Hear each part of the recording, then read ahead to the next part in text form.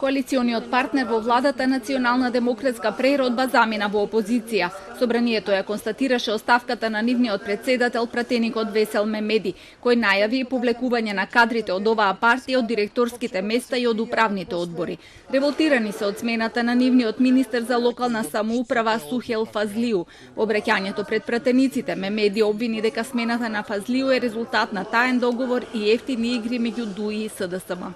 Методот и сценаријето кои ги употребивте спрема албанските коалициони партнери и конкретно спрема нашите кадри и функционери, кои можат да ви го потврдат со факти и аргументи, посебно спрема министерот Фазлиу, со ангажирање на финансовата полиција и политичко искористување на антикорупцијската комисија и некои резервни портали на кои им давате специјални задачи, во координација со ваш близок соработник државниот секретар Парталов, за нас се познати удбашки методи кои ги применуваат еден дел од старите удбаши кои држат високи позиции во партијата на СДСМ и ВМРО.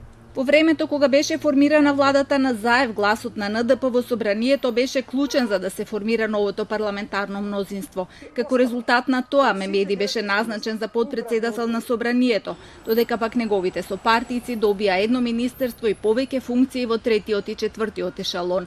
На местото на Мемеди во собранието ќе седне Арта Точих, кадар на Алијанса за албанците.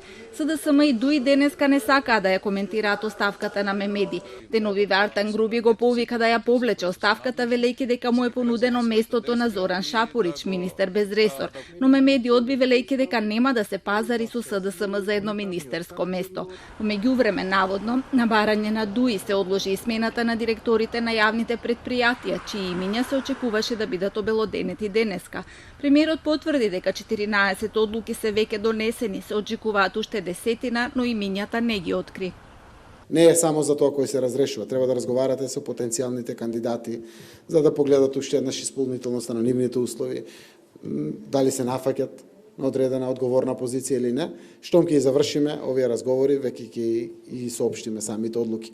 Во јавноста излезе информација дека директорот на РЕК Битола Васко Ковачевски треба да биде назначен за прв човек на ЕЛЕМ, а на негово место да дојде неговиот заменик и председател на СДСМ Битола Златко Ќурчиевски.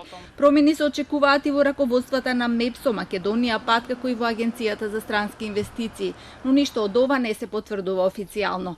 Сигурно единствено тоа дека генералниот секретар Драги Рашковски останува на функцијата. Премиерот вели дека ако најде вина во случајот со тендерот, нема проблем да го разреши или да го стави на друга функција, но засега не гледа нешто такво. Термална ресорција или чистење на